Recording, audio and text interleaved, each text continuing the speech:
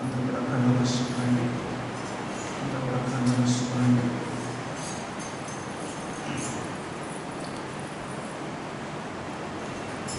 పరిశుద్ధుడ పరమ తండ్రి, ఆదరణకర్తమైన పరిశుద్ధాత్మ దేవుడు, ఈ సమయంలో ప్రాముఖ్యమైన వాక్య భాగంలోనికి మేము వస్తూ ఉంటుండగా తండ్రి, నీవు నాకు అనుగ్రహించిన ఈ మాటలు ఇక్కడ చేరవచ్చిన ప్రతి బిడ్డకు పంచబోతూ ఉంటుండగా నాయన, మీరే మీ ఆత్మ బలము, నీవు సిలువలో కార్చిన బలమైన రక్తం ద్వారా కలిగినటువంటి రక్షణ యేసయ్యా మేమందరూ సంపూర్ణముగా అనుభవించుటకు నీ మాటలను మాకు దయచేయమని తండ్రి, మా హృదయాలను ప్రభువా నీ మాటలు వినుటకు సిద్ధపరచమని చేరవలసిన ప్రతి బిడ్డను మీ పాదలకు చెబుతున్నాను నాయన. ఈ స్థలంలో నిలబడిన నన్ను కూడా నీ సిలువ చాటు మరుగుపరచు. నా సొంత ఊహల్లో సొంత మాటల్లో ఏ ఒక్క మాట కూడా రాకూడదు. నీ మాటలే ప్రభువా నాకు కావాలి. నీ మాటల వల్లనే మేము బ్రతుకుతాం.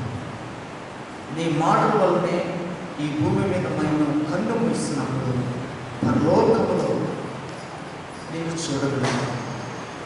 అచ్చు విధమైనటువంటి నీ ఆత్మీయ మాటల ద్వారా మమ్మల్ని దర్శించమని, మమ్మల్ని అందరూ కూడా ప్రభువా నీ ఆత్మ చేత బలపరచినట్టు యేసు నామములో అడిగి వేడుకుంటున్నాను నా ప్రియ పరలోకపు తండ్రి. ఆమేన్. హల్లెలూయా, హల్లెలూయా. దేవుని ఘనమైన నామానికి మహిమ కలుగునుగాక. ఈ దినము ఈ పరిశుద్ధ ఆరాధనకు పరిశుద్ధాత్మ దేవుని చేత నడిపింపబడిన మీ అందరికీ కూడా Jesus praise and worship ministry ద్వారా మీ అందరికీ కూడా వందనములు. అందరికీ వందనాలండి. మరి సమయంలో ప్రతి ఒక్కరము కూడా ఆ వాక్యము వైపు మన హృదయాలను తిప్పుకుందాము. పరిశుద్ధాత్మ దేవుడే మనతో మాట్లాడాలి, మనల్ని బలపరచాలి. కాబట్టి మరి అందరము కూడా అటు ఇటు ఈ మాత్రము కూడా డిస్టర్బెన్స్ కాకండి, అటు ఇటు తిరగకండి, అటు ఇటు చూడకండి. దేవుని వైపు చూడండి. దేవుని మాటలు వైపే మీరు చెవులను పెట్టండి, హృదయం పెట్టవలసిందిగా ప్రభు పేరిట మనవి చేస్తున్నాను. అపోస్తల కార్యాల్లో నుండి అపోస్తల కార్యాలు 14వ అధ్యాయం, అపోస్తల కార్యాలు 14వ అధ్యాయం 22వ వచనాన్ని మనం చదువుకుందాం.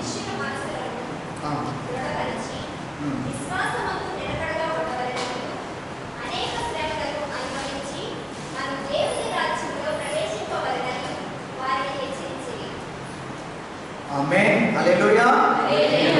దేవుని బిడ్డలారా, చాలా జాగ్రత్తగా మీరు గ్రహించవలసిన పేరిట మనం చేస్తూ ఉన్నాను.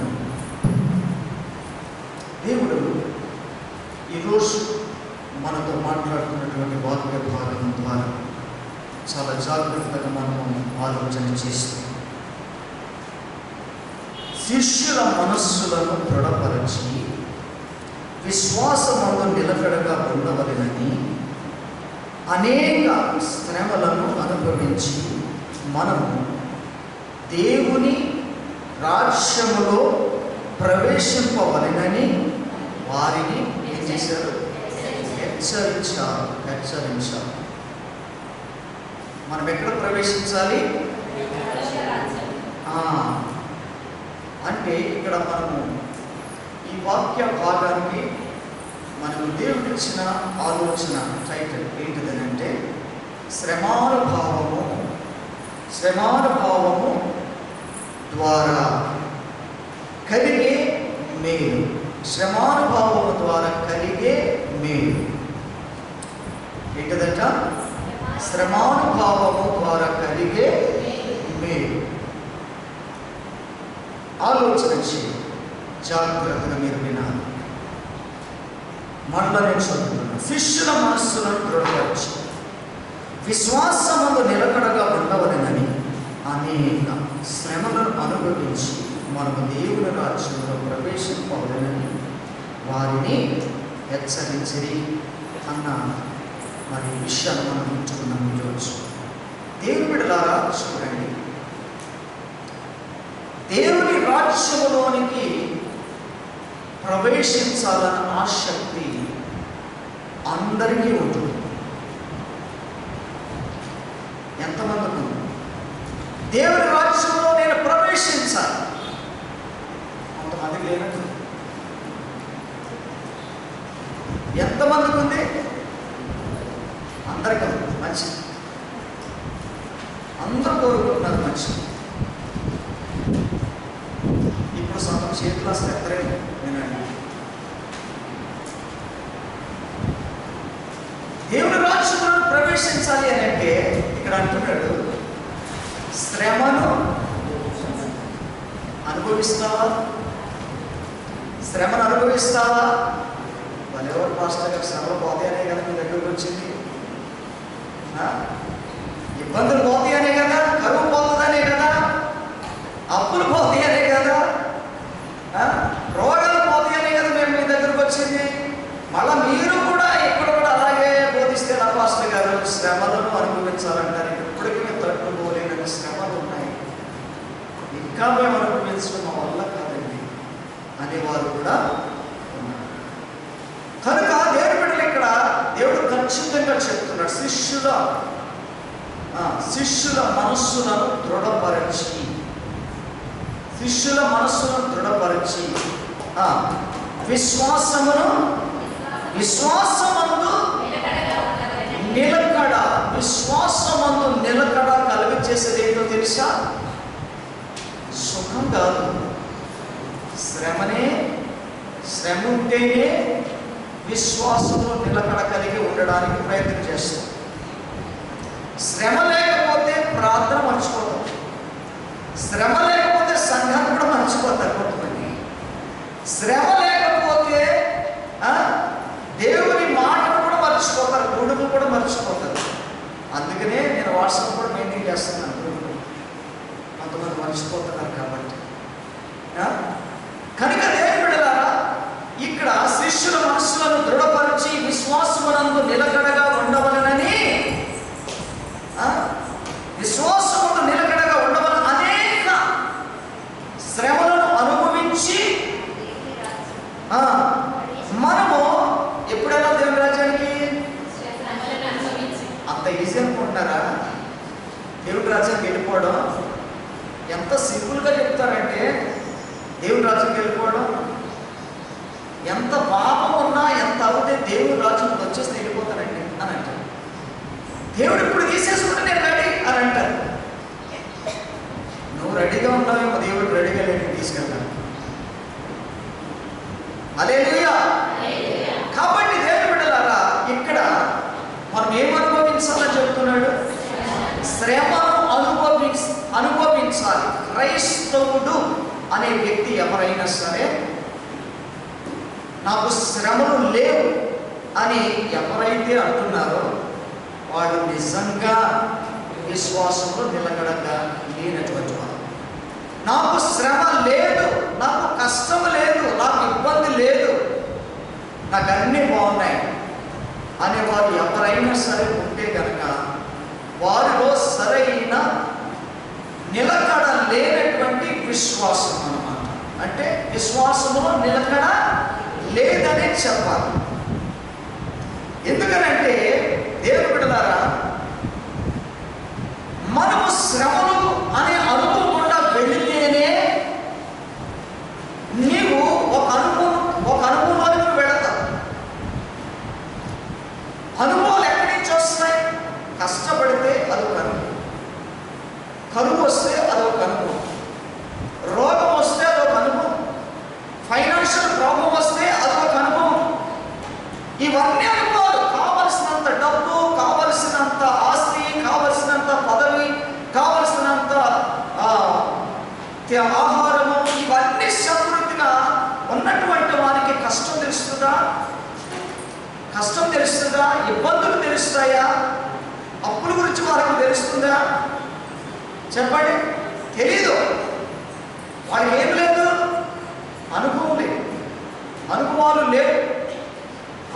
లేవు. చాలామంది ఏమంటారంటే మేము బాగున్నామండి, దేవుడు మమ్మల్ని ఆశీర్వదించలేదు, మాకు ఏ కష్టాలు లేవండి, మాకు ఏమి ఇబ్బందులు లేవండి, మాకేం ఇబ్బందులు లేవండి, మాకేం బలహీనత లేవండి, ఆయన హ్యాపీ అండి, మేము చాలా బాగున్నామంటారు. అబద్ధాలు, అన్ని అబద్ధాలు వారు చెప్తున్నారు. అబద్ధపు చింత అంటే వారిలో నిలకడ లేనటువంటి విశ్వాసం అన్నమాట. శ్రమ అనేది చివరికి యేసయ్యకి వచ్చిందా? అనుభవించాడా? యేసయ్య అన్నాడా నాకు కష్టం లేదు, నాకు ఇబ్బంది లేదని యేసయ్య చెప్పాడా? ఆయన అనుభవించాడు. శ్రమలను, కష్టాలను, అవమానాలను ఎన్నో అనుభవించాడు. కాబట్టి యేసయ్య అనుభవమే మన అనుభవం అయి ఉన్నాడు. ఎవరికి మీరు తీసుకోకండి, మారుతారు. ఎవరు అనుభవాలు తీసుకోవాలి? యేసయ్య అనుభవం. యేసయ్యను అనుసరిస్తూ ఎవరైతే అపోస్తలుగా యేసయ్య అనుభవించిన అనుభవాలు కూడా వెళ్ళారో వారి అనుభవాలు కూడా మనం మాదిరికరంగా తీసుకోవాలి. వారి అనుభవాలను కూడా మనం మాదిరికరంగా తీసుకోవాలి. అంతే తప్ప సుఖంగా ఎటువంటి లోటు లేని, ఎటువంటి అప్పు లేని, ఎటువంటి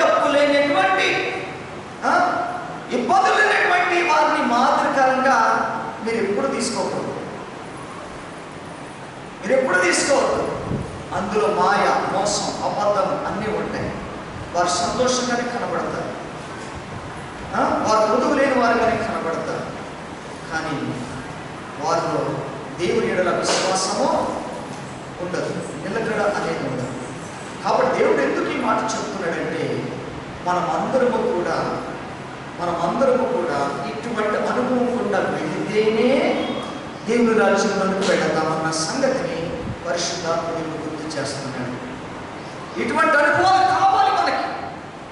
ఇటువంటి అనుభవాలు లేకుండా దేవుని రాజ్యంలో ఎవ్వరూ ప్రవేశించలేదు. అనుభవం లేకుండా ప్రవేశిస్తాను అంటే కనుక అది అబద్ధపు జీవితం, అబద్ధపు క్రైస్తవుడు, అబద్ధపు విశ్వాసి, అబద్ధపు సేవకుడు అని చెప్పవచ్చు. కనుక ఏ సేవకుడు ఇటువంటి కష్టాలు పడకుండా సేవ చేస్తున్నాడు? ఏ శ్రమ లేకుండా సేవ చేస్తున్నాడు సేవకుడు? ఏ కష్టం లేకుండా, ఏ శ్రమ లేకుండా విశ్వాసులు ఇటువంటి అనుభవం లేకుండా వెళ్ళగలుగుతున్నారు? దేవుని బిడ్డలు ఆలోచించండి. దేవుని చేత పిలువబడినటువంటి ఏ సేవకుడైనా సరే వారి వారికి అనుభవాలు చాలా ఉంటాయి. ప్రభు వాక్కుకు లోబడి, ప్రభు పిలుపుకు లోబడి, ప్రభు మాటకు లోబడి, దేవుని రాజ్యానికి లోబడి, దేవుని చిత్తానికి లోబడినటువంటి వారందరూ కూడా ఈ కష్టంలో, ఇబ్బందుల్లో, ఇరుకులో, కరువులో, వేదనలో, శ్రమలలో, రోగాలలో, అన్ని విషయాల్లో కూడా వారు అనుభవాలు కలిగి ఉంటారు. దేవుడిలాగా మనము కూడా నేర్చుకోవాలి. ఈ అనుభవాలు కూడా వెళితేనే దేవుని రాజ్యంలో ప్రవేశిస్తాము అన్న సంగతిని మనం ఇక్కడ ధ్యానం చేస్తున్నాం. కనుక మనమందరము కూడా దేవుని రాజ్యంలోనికి ప్రవేశించాలి అని అంటే శ్రమానుభవము మనందరూ కూడా కలిగి ఉండాల్సింది. ఇప్పుడు ఇవాళ రేపు మనకి నెట్వర్క్ బాగా విస్తారంగా ఉంది. నెట్వర్క్ యూట్యూబ్లో, ఫేస్బుక్లలో, ఇంకా అనేక రకాలుగా యాప్స్లలో మనం చూస్తున్నటువంటిది ఏంటిదంటే చాలామంది పాస్టర్లపై పద్ధతిని పాటిస్తారు. స్క్రీన్స్ పెడతారు, ఆ స్క్రీన్ మీద ఒక పిక్చర్ చూపిస్తారు. అంటే ఫర్ ఎగ్జాంపుల్గా దేవుడి యొక్క రాకడ గురించి చెప్తున్నారు అనుకోండి. దేవుడు దూతలతో అలా వస్తూ ఉంటాడు. వస్తుండగానే ప్రజలందరూ కూడా ఎవరైతే ఆ బూర శబ్దం వింటారో, ఎవరైతే ప్రభుత్వం చూస్తారో, విన్న వారందరూ, చూసిన వారందరూ కూడా ఏమవుతారు? ప్రభువుతోటి ఎత్తబడటం మనం చూస్తుంటాం. యూట్యూబ్లో చూస్తున్నాం కదా, ఫేస్బుక్లో కూడా చాలామంది పెడుతున్నారు. ఇలా డిజైన్ చేసి క్రియేట్ చేసి అలాగా లేపబడిపోవడం, ఉన్నవారు ఉన్నట్టుగా. ఎవరైతే ప్రభులో ఉన్నారో వారు ప్రభు దగ్గరికి వెళ్ళిపోతారు అని చూపిస్తున్నాడు.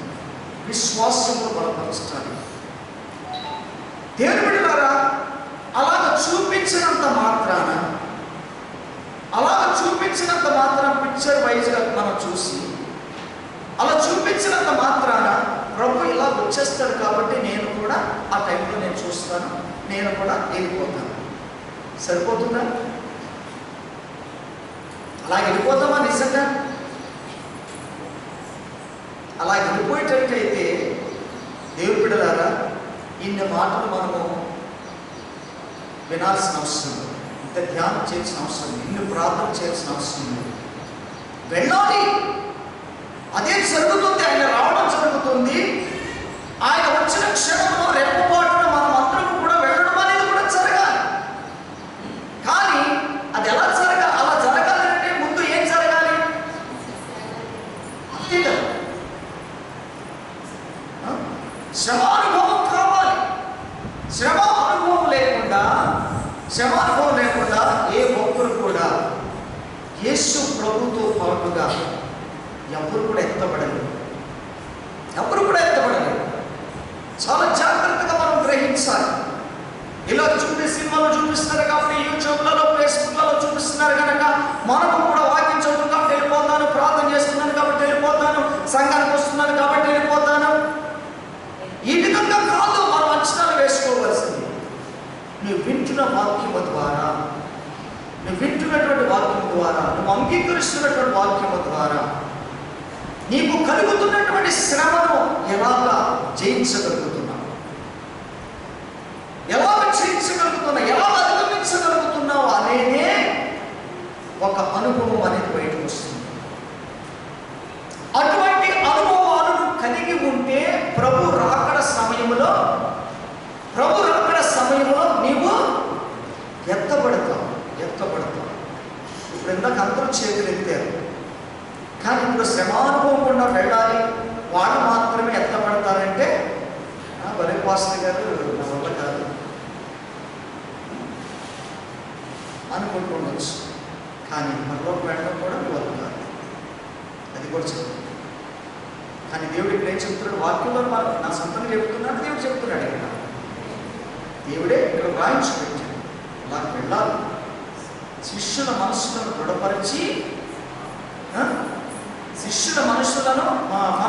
దృఢపరిచి విశ్వాసమునందు నిలకడగా ఉండాలని ఏం చేయాలట? అనేక అంటే దానికి లెక్కలేమన్నమాట. ఒక శ్రమను జయిస్తే ఒక శ్రమ రెడీగా ఉంటుందేమో. ఒక రోగం ఎదుర్కొంటే ఒక రోగం రెడీగా ఉంటుంది. ఎలా చెప్తున్నారు?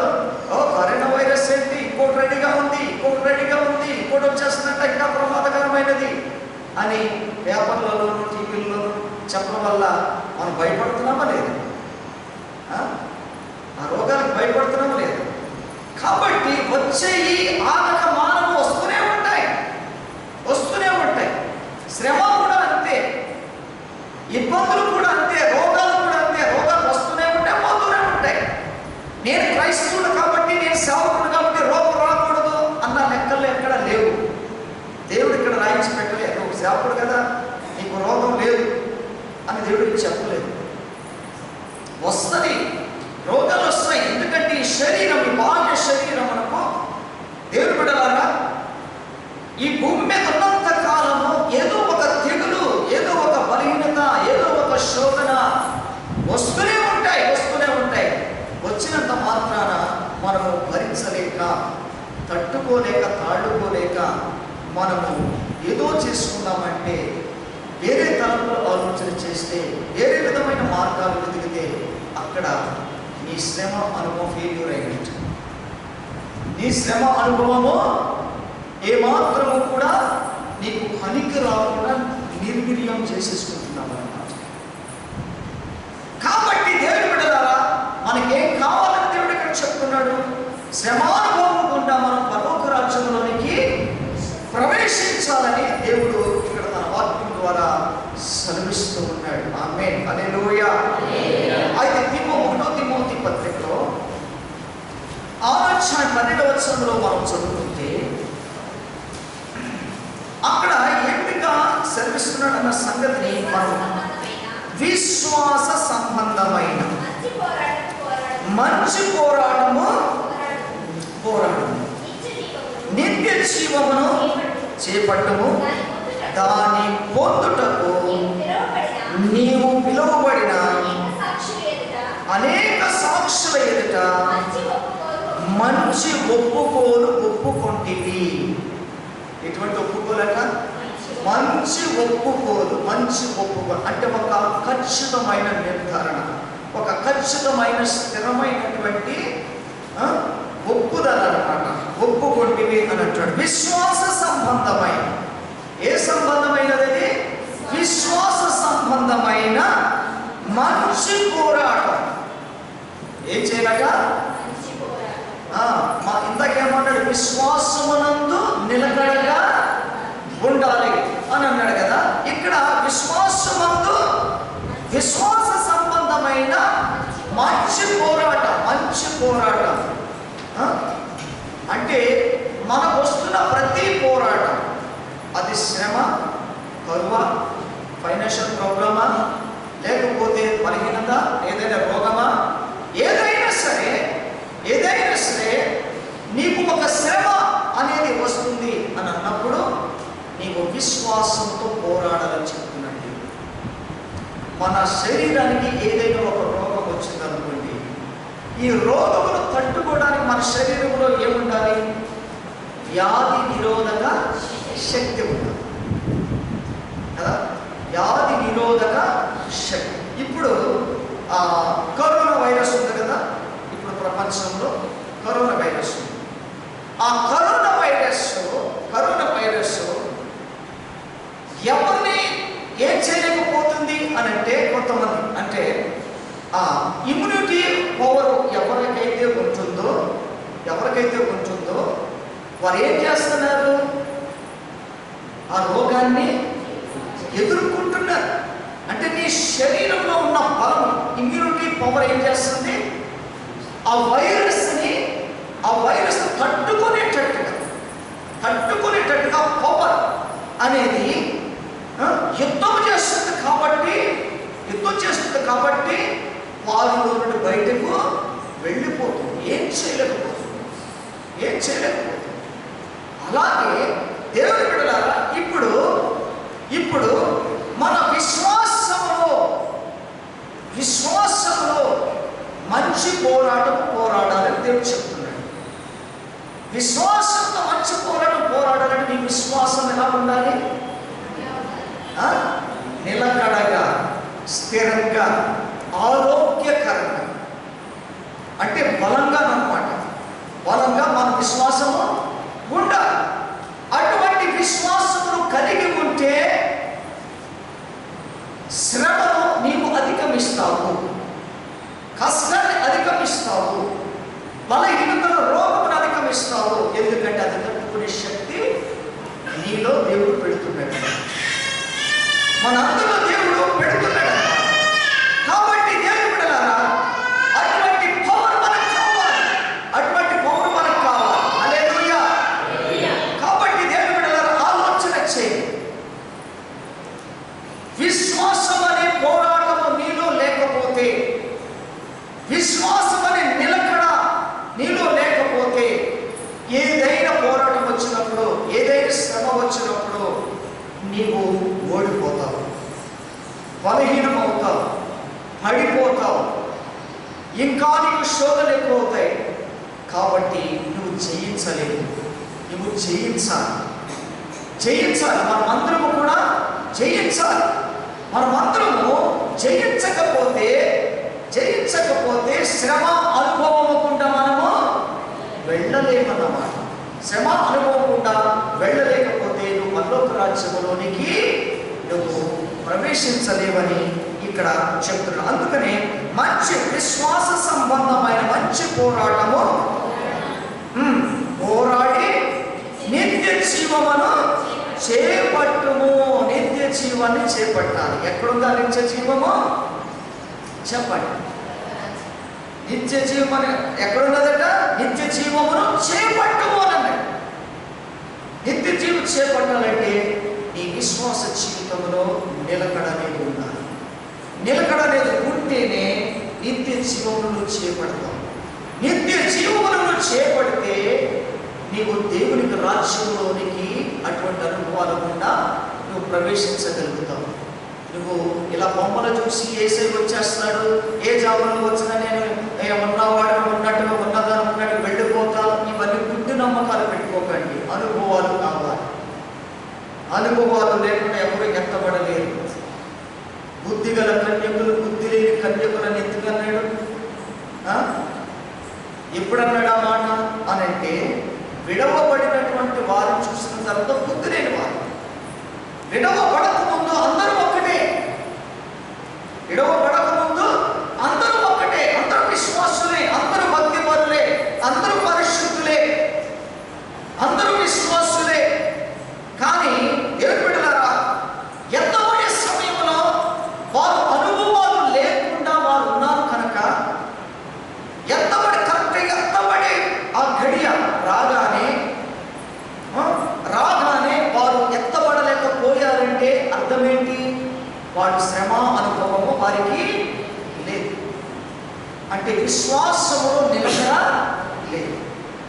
విశ్వాసములో నిలకడ ఉంటే కనుక వారు సిద్ధులలో నూనె నింపుకొని సిద్ధంగా ఉండేవారు. వారిలో నిర్లక్ష్యం ఉండేది కాదు. వారిలో నిద్రమత్తు ఉండేది కాదు. వారిలో భక్తిహీనత వారికి ఉండేది కాదు. చూడండి, ఎత్తబడి గడియలో నుండి వారు దేవుడి బిడ్డలారా మరి మిగిలిపోయారంటే, విడవబడ్డారంటే, ఒక క్రైస్తవుడుగా ఇన్ని సంవత్సరాలు జీవించి ఒక క్రైస్తవురాలుగా ఎంతో సిన్సియారిటీగా దేవుడిలోని నడిపించబడుతూ చివరి గడియల్లో నీవు సిద్ధపాటు లేకుండా, నీ విశ్వాసము నిలకడ పెట్టుకోకుండా, విశ్వాస సంబంధమైనటువంటి మంచి పోరాటము పోరాడకుండా, శ్రమ అనుభవం అనేది లేకుండా నీవు ఆ క్షణంలో ఎత్తబడిపోవాలను అనుకోవడం అనేది చాలా బుద్ధిహీనత అన్నమాట. అందుకనే ఎత్తబడలేనటువంటి ఆ కన్యకులను, విడవబడినటువంటి కన్యకులను ఏమని పిలువబడుతున్నారు? వాళ్ళు బుద్ధి లేని కన్యకలు. ఎంతమంది దేవుని బిడ్డలారా ఈ రోజు బుద్ధి లేని విశ్వాసం మనలో ఉన్నాం. మన ఉన్నటువంటి బుద్ధి లేని విశ్వాసం, నిలకడలేని విశ్వాసం, శ్రమానుభవం లేనటువంటి విశ్వాసం ఎంతమంది ఉంటున్నారు? ఒక్కసారి ఎవరిగారు ప్రశ్న తీసుకోండి. నేను ఇలాగంటున్నానని మీరు నొచ్చుకోవద్దు. ఇక్కడ హెచ్చరించిరి అని మనం చదువుకున్నాం. హెచ్చరిక లేకపోతే నువ్వు బాగుపడవు. హెచ్చరిక లేకపోతే, గద్దింపు లేకపోతే నువ్వు సరి చేయబడవు. ఎంతసేపు నువ్వు ఆస్వాదించబడతావు, ఎంతసేపు నిన్ను హెచ్చించటం, నిన్ను గణపరచటం, నిన్ను సంతోషపెట్టడమే ఆ కార్యక్రమంలోనే అవసరం ఉంటే కనుక నీవు ఎటువంటి శ్రమలు గుండా వెళ్ళలేవు. బుద్ధిహీనురాలుగానే మిగిలిపోతావు. అటువంటి విశ్వాస జీవితము చివరికి ఏమైపోతుంది? విడవబడిన స్థితి. కాబట్టి అటువంటి బుద్ధిహీనత కలిగినటువంటి విశ్వాస జీవితము ఎవ్వరు కూడా జీవించకూడదు. నేను విశ్వాసిని అని నీకు ఖచ్చితంగా దృఢ నిశ్చయం ఉంటే, దృఢ నిశ్చయతను కలిగి ఉంటే నీవు ఎలా ఉండాలి? విశ్వాసంలో నిలకడగా ఉండాలి. నిలకడగా ఉంటూ కూడా నీకు శ్రమలు వస్తాయి, నీకు కష్టాలు వస్తాయి, రోగాలు వస్తాయి. భయపడకు, ఇబ్బంది పడకు, బలహీనపడకు, దేవుడిని విడవకు, దేవునికి దూరంగా మారిపోకు, సోమరితనంతో ఉండొద్దు, కఠినత్వం పెంచుకోవద్దు, మనుషుల వైపు చూడొద్దు, లోకం వైపు చూడొద్దు, భక్తుల వైపు అస్సలు చూడొద్దు. దేవుడి బిడ్డలారా, దేవుడి వైపు చూద్దాం. నీకు శ్రమ ఉన్నా, కష్టం ఉన్నా, బలహీనతున్నా, రోగం ఉన్నా, ఎంత ఇబ్బంది ఉన్నా యేసు వైపు చూసినటువంటి వారే నిలకడ కలిగినటువంటి విశ్వాసులు. ఆమేన్, హల్లెలూయా, హల్లెలూయా. కాబట్టి దేవుని బిడ్డలారా, దేనికి మనము భయపడవలసిన అవసరం లేదు. జ్ఞాపకానికి పెట్టుకోండి, మనకి ఏ అనుభవం మనకు కావాలి? శ్రమానుభవం గుండా మనం వెళ్ళకపోతే నువ్వు మంచి పోరాడినటువంటి వాడము కాదన్నమాట. మంచి పోరాటము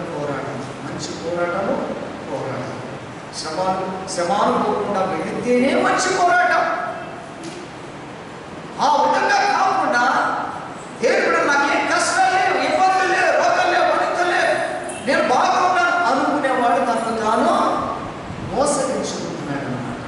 అటువంటి మోసగించబడుతున్నటువంటి ఒక క్రైస్తవురాలుగా నీవు ఎంతకాలం జీవిస్తావు? ఈలోగా యేసయ్యకు వచ్చేస్తే ఆ కాస్త సమయం, ఆ కాస్త గడియ దాటిపోతే నీ పరిస్థితి ఏంటి? నీ స్థితిగతులు ఏంటి? ఎవరు నిన్ను బలపరుస్తారు? ఎవరు నిన్ను హెచ్చరిస్తారు? ఎవరు నీకు బుద్ధి చెప్తారు? ఎవరు నిన్ను నడిపిస్తారు? ఎవరు ఉండరు. ఇప్పుడే హెచ్చరింపబడిన, బుద్ధి తెచ్చుకున్న, గద్దింపుకు లోబడిన, ఏది చేయాల్సి వచ్చినా ఇప్పుడే, ఈ దినాలే దేవుని బిడ్డలారా మనము మరి గ్రహించుకొని మన విశ్వాస చిత్తంలో నిలకడగా ఉండడానికి మనం ప్రయత్నము చెయ్యాలి. హల్లెలూయా. తర్వాత యోహాను సువార్తలో 16వ అధ్యాయంలో 33వ వచనంలో చదివితే ఇక్కడ యేసుక్రీస్తు ప్రభువారు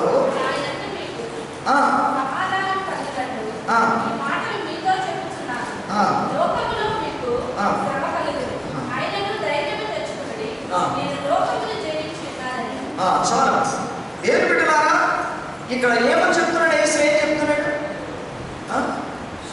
యేసయ్య ఏం చెప్తున్నాడు? మనం ఏం చేయాలన్నా నేను లోకమును జయించాను అన్నాడు. యేసయ్య తన నోటి ద్వారా పలికినటువంటి మాట, నేను లోకమును జయించాను అని అన్నాడు. అయితే నా యందు మీకు సమాధానము కలగాలి అని అంటే ఈ మాటలు మీతో చెప్పుచున్నాను. ఏమని చెప్పాడు? లోకములో మీకు ఏం కలుగుతుందని చెప్పాడు? శ్రమ కలిగించే దేవుడైతే దేవుడు ఎట్లయితాడు అని అంటున్నాడు చాలా మంది. శ్రమ కలిగించే దేవుడైతే ఆయన దేవుడు ఎలాగైతాడు? దేవుడు అన్నప్పుడు ఎప్పుడు కూడా క్షమించాలి కదా, దేవుడు అన్నప్పుడు ఎప్పుడు కూడా మరి స్వస్థతలు ఇవ్వాలి కదా, ప్రేమించాలి కదా అని అంటూ ఉన్నాడు. కానీ దేవుడు ఇక్కడ యేసయ్య ఏం చెప్తున్నాడు? శ్రమ కలుగునట్టు ఏమన్నాడు? లోకములో నీకు శ్రమ కలుగును. ఎక్కడ కలుగుతుంది శ్రమ? శ్రమ లోకములో ఉంది. శ్రమ ఎక్కడ ఉంది? లోకములో ఉంది. మరి నువ్వేం చెప్తున్నావు? నాకే శ్రమ లేదని చెప్తున్నా, నాకే కష్టం లేదని చెప్తున్నా, నాకేం ఇబ్బంది లేదని చెప్తున్నా. దేవుడు ఏమంటున్నాడు? లోకములో శ్రమ కలుగును. నీకు ఏ శ్రమ లేదని చెప్పుకుంటున్నావా అంటే నీకు ఎటువంటి అనుభవం లేవన్నమాట. ఆత్మ జీవితంలో ఒక క్రైస్తవుడుగా, ఒక విశ్వాసగా దేవుడు కూర్చున్న అనుభవాలు నీకు ఎటువంటివి లేవు. లోకములో శ్రమ ఉంది అని అంటున్నాడు. కనుక దేవుని బిడ్డలారా, శ్రమ లోకములో ఉంది. ఈ లోకంలో ఉన్న శ్రమ ఎవరైతే అనుభవిస్తారో, అనుభవకుండా పెడతారో పరలోకంలో వారికి శ్రమ లేదు. ఆమేన్, హల్లెలూయా. ఈ లోకంలో ఉన్న శ్రమను ఎవరైతే అనుభవిస్తారో పరలోకములో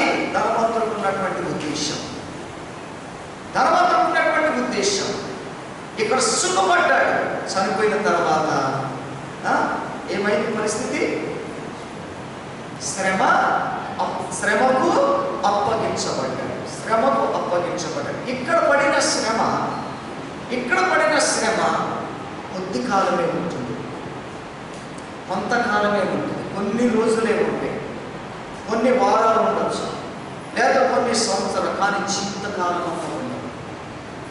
నీ శ్రమ అనుకోకుండా నువ్వు యేసయ్యను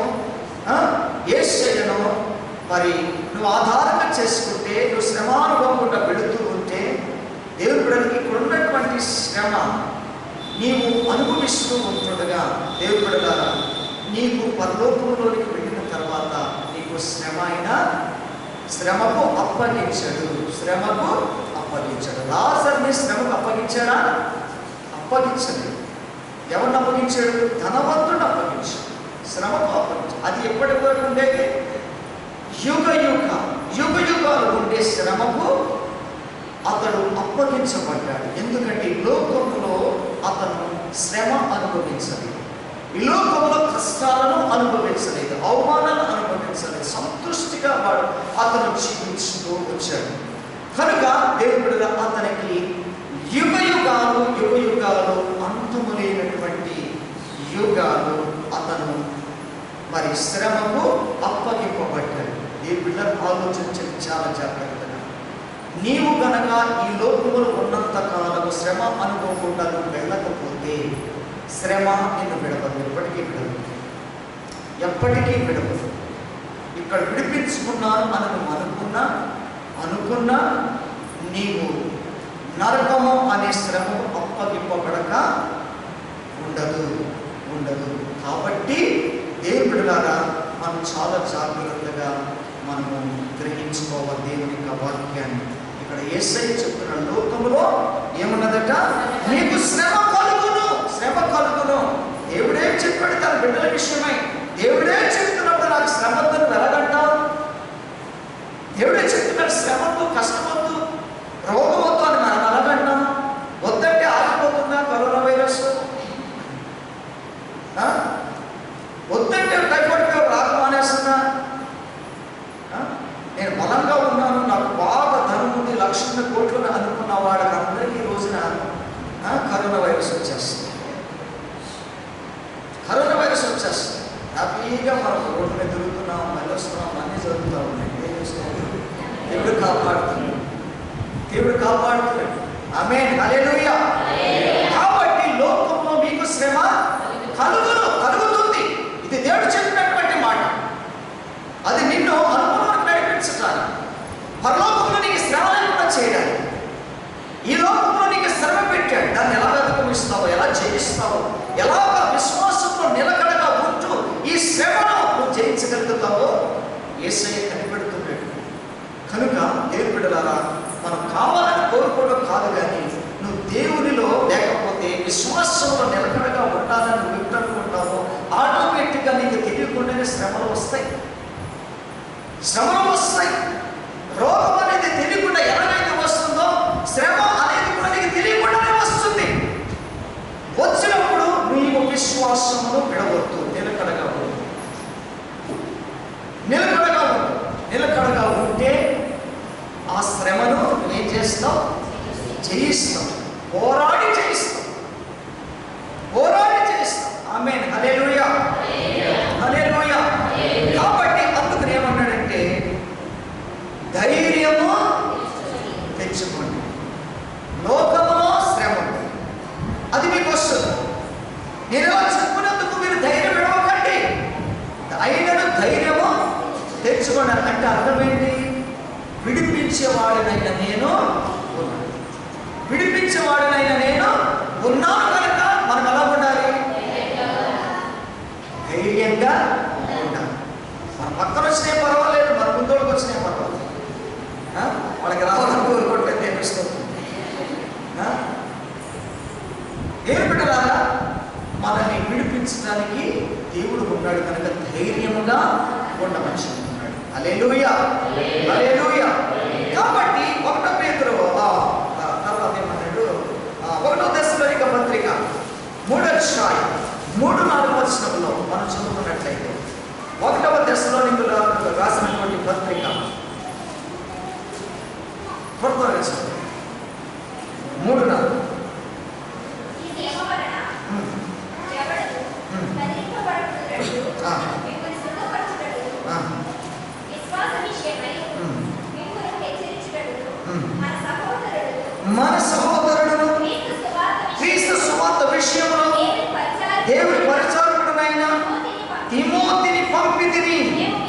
మేము నీ యొద్ద ఉన్నప్పుడు మనకు శ్రమ అనుభవించవలసి ఉన్నదని మీతో ముందుగా చెప్పితివి కదా. ఎలా జరిగిందట? అలాగే జరిగిందట. ఈరోజు దేవుడు ఏం చెప్తున్నాడు? శ్రమ ఉంటుందండి. అలాగే పాస్టర్ గారు ఇలాగంటే ఎలా జరిగిపోయింది ఏంటి, ఇంత కష్టం వచ్చేసింది ఏంటని ఆ ధైర్యం పడకండి. నేను అంటున్నందుకు శ్రమ రావడం కాదు, దేవుడు చెప్పాడు. దేవుడు చెప్తున్నది నేను చెప్తున్నా కనుక నేను బిడ్డలారా ఏమన్నాడు? మేము ఈ శ్రమ వలన ఎవడు కదిలింపబడకుండానట్లు మిమ్మల్ని స్థిరపరచుటకు, మీ విశ్వాస విషయమై మిమ్మల్ని హెచ్చరించుటకు మన సహోదరుడైన తిమోతిని సేవకుని పంపించాడు దేవుడు. ఎవరి కొరకు పంపిస్తున్నాడు? విశ్వాసులైనటువంటి మన కొరకు తన సేవకులను పంపిస్తాడండి. ధైర్యంగా ఉండమని చెప్పాడు. లోకంలో శ్రమ ఉంది, అయినా మీరు ధైర్యంగా ఉండండి. నేను నా పక్షంగా నా సేవకులను పంపిస్తున్నాను. పంపించి ఏం చేస్తున్నాడు? మనతో మాట్లాడటం వలన మనము ఈ శ్రమను ఎలాగ చేయించాలో మనకు దేవుడు తన సేవకుల ద్వారా మాట్లాడి నేర్పిస్తున్నాడు. హల్లెలూయా. ఎలా నేర్పిస్తున్నాడుగా? మనల్ని కదిలింపబడకుండా ఉండడానికి, తర్వాత స్థిరపరచడానికి మీ విశ్వాస విషయమై మిమ్మల్ని హెచ్చరిస్తూ ఉన్నాడు. స్థిరపరచడానికి, కదిలింపబడకుండా ఉండడానికి, స్థిరపరచడానికి తన సేవకుడు పంపించి హెచ్చరిక చేస్తున్నాడు. కాబట్టి దేవుని బిడ్డలారా, మనం కోరుకునేది కోరుకోవాలి? అల్పమైనదా, స్థిరమైనది మనకు కావాలి. స్థిరమైనది మనకు కావాలంటే లోకములో ఉన్న శ్రమ అనుభవించక తప్పదు. ఆ శ్రమను విడిపించేవాడు దేవుడు మనకు ఉన్నాడు. మనము ధైర్యంగా ఉండాలి. దేవుని బిడ్డలారా, ఆలోచన చేయండి. ఇటువంటి శ్రమ అనుభవం ప్రతి క్రైస్తవుడు కలిగి ఉండాల్సిందే. ఇటువంటి అనుభవాలు పొందుకొని పరలోక రాజ్యంలోనికి మనము చేరాలి, ప్రవేశించాలి. హల్లెలూయా. 1 పేతురు పత్రికలో 4:12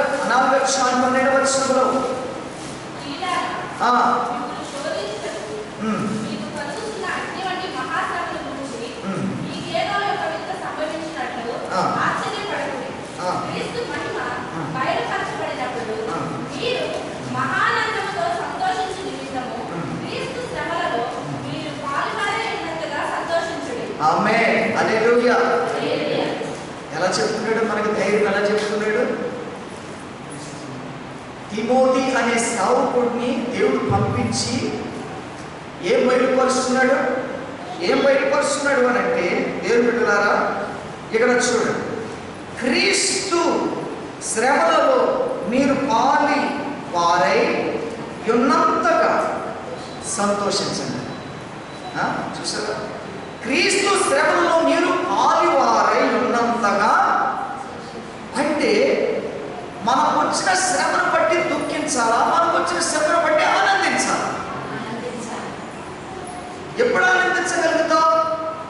క్రీస్తు పడినటువంటి శ్రమలను, క్రీస్తు శిలువలో పడినటువంటి శ్రమను నీవు ఎప్పుడైతే చూస్తావో, చూసినటువంటి నీకు ఏం కలగాలి? చూసినటువంటి నీకు కలగాల్సిందేంటి? బాధన, సంతోషం. యేసయ్య శిలువ శ్రమ అనుభవిస్తూ, బాధ భరిస్తూ మనకేం పంచాడు? సంతోషాన్ని పంచాడు. ఎంత గ్రేట్ అంటే ఎవరైనా చేయగలరా అసలు ఇంత సాహసం? మనకు సంతోషమును పంచి ఇవ్వడానికి యేసయ్య శిలువలో శ్రమను అనుభవిస్తూ మనకు సంతోషమును పంచాడట, మనకు సంతోషంలో పంచాడట. ఆ విధంగా పంచినటువంటి యేసయ్యలో నీకు కలిగిన ప్రతి శ్రమ సమయంలో,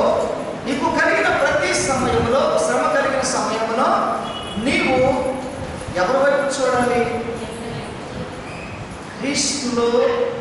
సిలువలో క్రీస్తు వేలాడినటువంటి సంఘటన, అనుభవిస్తున్నటువంటి ఆ శ్రమను నీకు చూడాలని ఇక్కడ వాక్యం సెలవిస్తా ఉంది.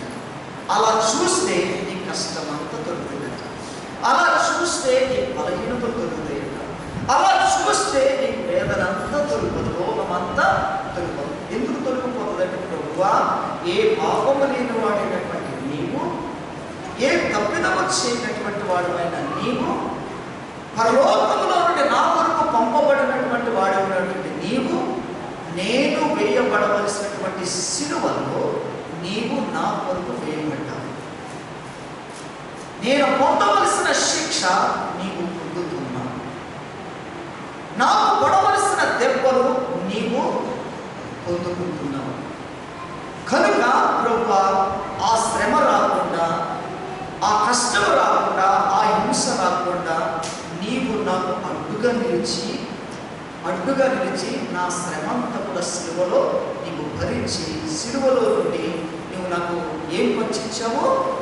ఆనందమును, సంతోషమును పంచించావు. ఎంత గ్రేట్, ఎంత అద్భుతమైనటువంటి త్యాగం, ఎంత అద్భుతమైనటువంటి త్యాగం యేసయ్య మాత్రమే చేయగలిగాడు. కాబట్టి నీకు శ్రమ అనుభవించినప్పుడు, కష్టము అనుభవించినప్పుడు, ఇబ్బంది అనిపించినప్పుడు, రోగం అనిపించినప్పుడు, ఇప్పుడు నువ్వు ఏ అనుభవాన్ని గుర్తు చేసుకోవాలి? యేసయ్య పడిన సిలువ అనుభవాన్ని నువ్వు గుర్తు చేసుకొని, యేసయ్య పడిన ఆ సిలువ అనుభవాలు గుండా, శ్రమ అనుభవాలు గుండా మనము ఆ బాధ్యతనాన్ని తీసుకొని మన విశ్వాసాన్ని నిలకడ చేసుకోవాలి. మన విశ్వాసము ద్వారా శ్రమను అధిగమించాలి. నిలకడని విశ్వాసము ద్వారా మనకు కలిగినటువంటి కష్టాన్ని, రోగాన్ని ఎదుర్కోవాలి, జయించాలి. హల్లెలూయా. కాబట్టి దేవుని బిడ్డలారా, ఈ విధంగా ప్రతి విశ్వాసం చేయాల్సిందే.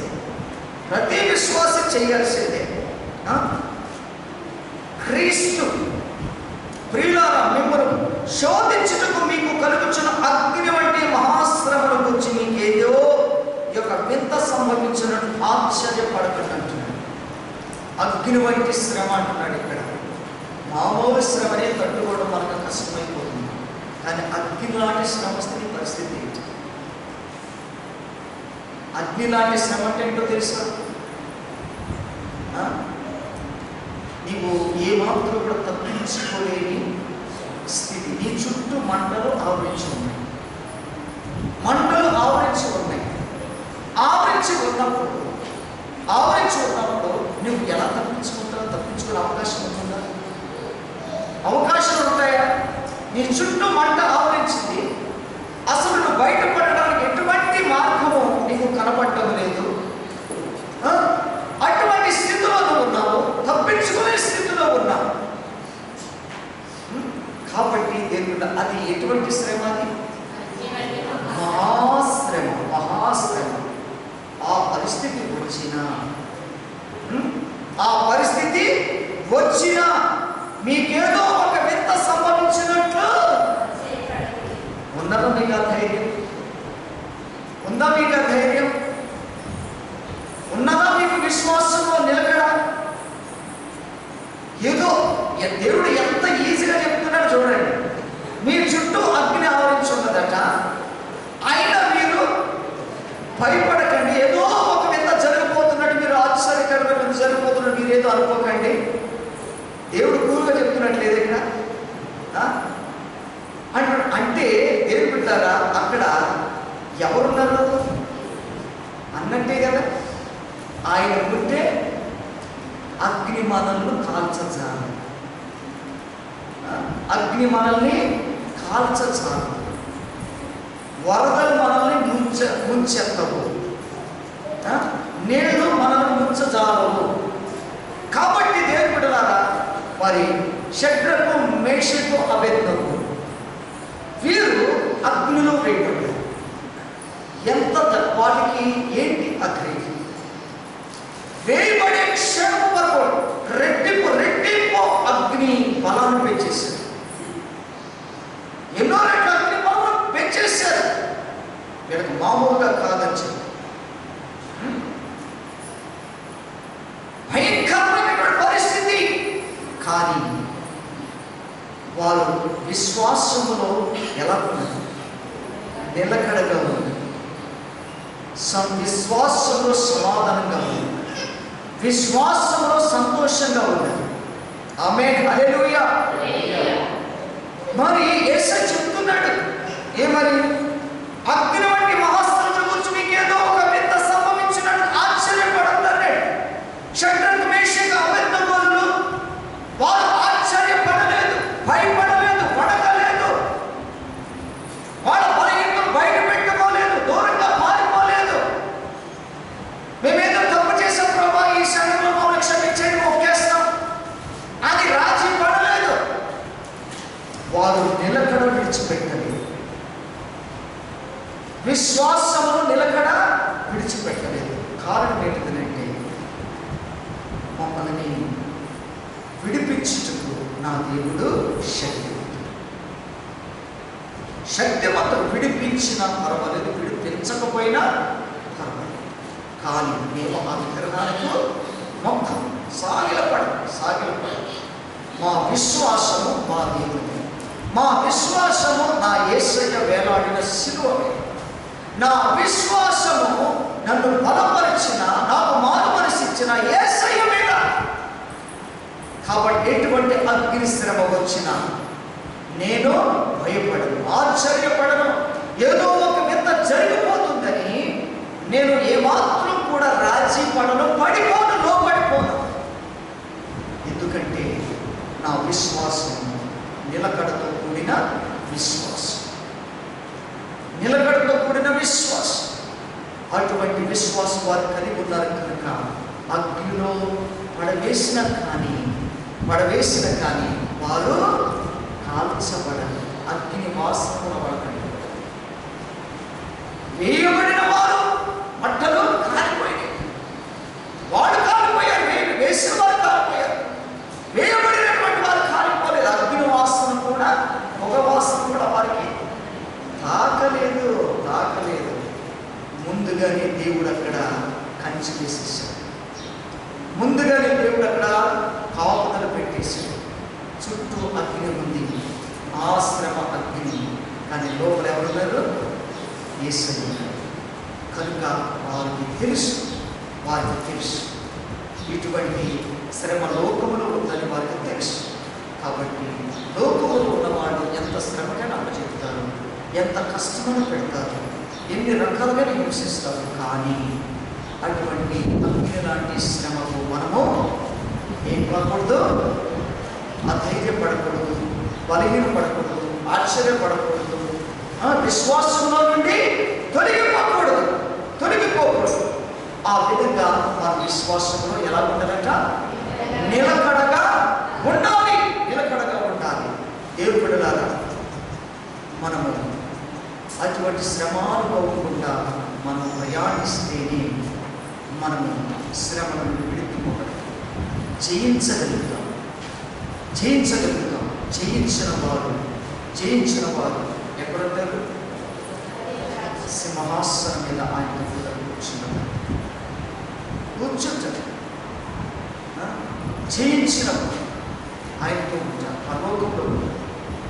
ఆమేన్, హల్లెలూయా. కనుక దేవుని బిడ్డలారా, మనకు శ్రమ కలిగినప్పుడు ఎవరి వైపు చూడాలంట?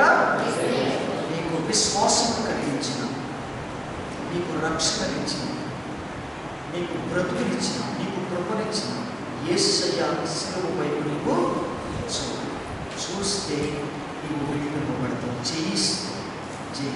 చూడడం మానేస్తే నీకు ఓడిపోతావు, శ్రమకు అప్పగిపోబడతావు. భయంకరమైనటువంటి శ్రమ, అందులో ధనం ఉంది. శ్రమ అంటే రెండు రకాలు. ఈ లోకంలో ఉన్న శ్రమ రెండు రకాలు. ఒకటి దేవుడులారా లేమితో, బలహీనతతో, శోధతో వచ్చే శ్రమ, ఆ శ్రమను చేయిస్తే పరలోకంలో సంతోషం. ఈ లోకంలో దేవుడులారా సంతోషమును కోరుకుంటూ అబద్ధములు జీవించేవాడు, వారికి కలిగే శ్రమ యుగయుగాలు ఉండేది. కాబట్టి ఆ శ్రమకు మనము అప్పగింపబడకూడదు. ఈ శ్రమకు అప్పగింపబడిన పర్వాలేదు, మనకు అనుభవాలు వస్తాయి, ఎక్స్పీరియన్స్ వస్తుంది మనకు. కాబట్టి దేవుడు ఆ శ్రమ గుండా మనము ప్రయాణము చెయ్యాలి అనేది ఇక్కడ దేవుడు తన వాక్యం ద్వారా సెలవిస్తున్నాడు. చూడండి, మత్తయి సువార్త 5:10 అంటాడు. మత్తయి సువార్త 5వ అధ్యాయం 10వ వచనం చూసారు. ఇక్కడ ఏమంటున్నాడు? నీతి నిమిత్తము నీకు హింస కలుగుతుంది. నీవు నీతిమంతుడు అయినందుకు నీకు హింస కలుగుతుంది. నీవు నన్ను నమ్మినందుకు నీకు కష్టాలు వస్తాయి. నీవు నా సన్నిధికి వచ్చినందుకు కష్టాలు వస్తాయి. నీవు నా మందిరానికి వచ్చినందుకు కష్టాలు వస్తాయి. నీవు రక్షణ తీసుకున్నందుకు, మారుమనసు తీసుకున్నందుకు, నా నామం ఒప్పుకున్నందుకు నీకు కష్టాలు వస్తాయి. కానీ ఆ కష్టాలు ఈ లోకం వరకునే ఉంటాయి. కానీ ఎల్లకాలం ఉండేది నీకు ఏముంటుందని చెప్తున్నాడు ఇక్కడ. ఏముంటుందట? పరలోక రాజ్యం. నీతి నిమిత్తం హింసింపబడుతున్నావు, మంచిదే, అది నీకు అనుభవం. పరిశుద్ధుడు అయి హింసింపబడుతున్నావు, మంచిదే, అదొక అనుభవం. యథార్థవంతుడు అయి ఉండి హింసింపబడుతున్నావు, అవమానపడుతున్నావు, మంచిదే, అది నీకు ఒక అనుభవం. ఈ అనుభవము చివరి వరకు ఉండాలి, నిలకడగా ఉండాలి. విశ్వాసం ఎక్కడ కూడా డ్రాప్ కావాలి, ఎక్కడ కూడా పడిపోదు, ఎక్కడ కూడా వదిలిపెడితే నీవు ధన్యుడు కాలేవు పరలోక రాజ్యంలో. నీతి నిమిత్తం హింసింపబడిన వారు ధన్యులు. వారిగా ఉన్నారు. ఎవరికి పరలోక రాజ్యము? నీతి నిమిత్తము హింసింపబడిన వారు. అంటే శ్రమల అనుభవం గుండా వెళ్ళే వారికి ఎవరికి ఉన్నది పరలోక రాజ్యము? చెప్పండి. నీతి నిమిత్తము హింసింపబడే వారికి పరలోక రాజ్యం. అంతేగాని అబద్ధములాడి సంపాదించుకుని బాగా తిరిగిసేవారు కాదు. కాబట్టి దేవుడి ద్వారా ఆలోచించండి. తిండి లేకపోయినా నీతిని వదలకండి, వస్త్రములు లేకున్నా యథార్థత వదలకండి, ఏ లోటున్నా కానీ ఇంటికి పరిశుద్ధత వదలకండి, యేసు శిలువ వైపు చూడకుండా మానకండి. యుగాలు నివసించవలసినటువంటి నీవు ఆ ధన్యతను కోల్పోతావు. అది కోల్పోకుండా ఉండాలంటే నీ ప్రయాణం ఉంటుంది, నీ పోరాటం ఉంటుంది. ఏ దిక్కుకు ప్రయాణం చేస్తున్నావు అనేది మనకు ఆలోచన చేయాలి. దేవుడు ఏం చెప్పాడు? పరలోక రాజ్యంలో ప్రవేశించాలంటే శ్రమ అనుభవము అనుకున్నాను. శ్రమ అనుభవం లేకుండా నీవు క్రీస్తు బంధించుకోవాలి. శ్రమ అనుభవం లేకుండా పరలోకానికి అనుభవం కాలేదు. శ్రమ అనుభవం లేకుండా యుగాలు దేవునితో నీవు జీవించలేదు. కాబట్టి వారికి కలిగే ఏంటి అని అంటే దేవునితో యుగాలు నిత్యము జీవించుట. చివరి ఒక మాట, రోమపత్రిక 5:3 3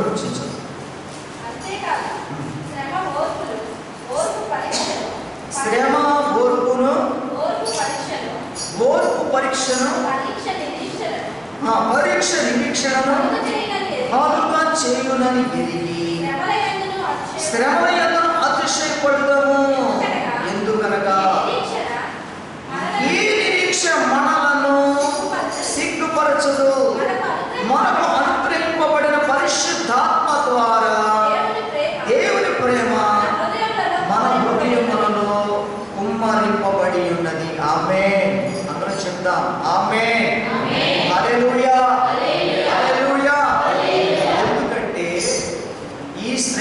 అనుభవము నిన్ను సిగ్గుపరచదు. ఈ శ్రమ అనుభవం అనే నిరీక్షణ నిన్ను సిగ్గుపరచదు. దేవుని ఆత్మ నీలో ఏమవుతుందంటే పరిశుద్ధాత్మ దేవుని ద్వారా దేవుని యొక్క ప్రేమ మన హృదయంలో కుమ్మరించబడుతుంది. ఈ ప్రేమ అందరికీ లేదు. ఎవరైతే ఈ శ్రమ అనుభవం అనే నిరీక్షణ కలిగి ఉంటారో అట్టి వారి హృదయంలో దేవుని యొక్క ప్రేమ కుమ్మరింపబడుతుంది. ఆమేన్. దేవుని యొక్క ప్రేమ అటువంటి హృదయాలలో కుమ్మరింపబడుతుంది. ఎవరిలో శ్రమ అనుభవం అనే నిరీక్షణ కలిగిన వారు. ఈ నిరీక్షణ మనం సిగ్గుపరచదు.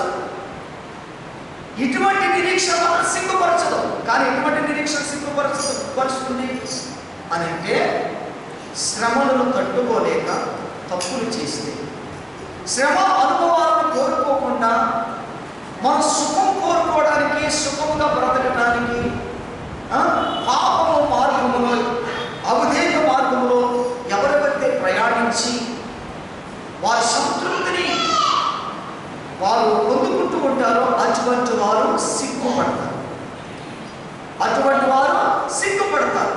కానీ శ్రమ అనుభవం కలిగినటువంటి వారు పొందుకుంటున్నటువంటి వారి నిరీక్షణ వారిని ఏం చేయాలంట?